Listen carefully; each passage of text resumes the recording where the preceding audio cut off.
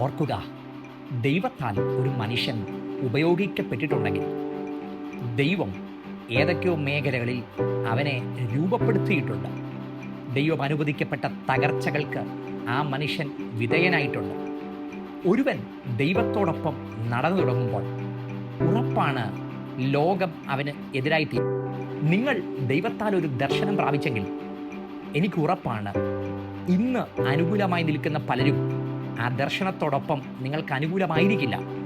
കാരണം നിങ്ങൾക്ക് ലഭിക്കപ്പെട്ട ദർശനം യുണീക്കാണ്. ദൈവം നമുക്ക് നൽകിയ ദർശനത്തിൻ്റെ വ്യാപ്തി എത്രയെന്ന് നമ്മുടെ ചുറ്റുമുള്ളവർക്ക് മനസ്സിലാക്കാൻ കഴിയത്തില്ല. അതാണ് പലപ്പോഴും നാം എതിർക്കപ്പെടുന്നതിൻ്റെ കാരണം. തളരരുത്. ദൈവം നൽകിയ വാഗ്ദത്തങ്ങളിൽ അടിയുറച്ച് മുൻപോട്ട് പോകാം. ദൈവം ഉപയോഗിക്കുന്നവൻ തകർക്കപ്പെടും. തകർക്കപ്പെട്ടാൽ അതിനപ്പുറത്തേക്ക് മഹത്വത്തോടെ ദൈവം മനുഷ്യനെ ഉപയോഗിക്കുക ചെയ്യും. ദൈവം നിങ്ങളെ സഹായിക്കട്ടെ.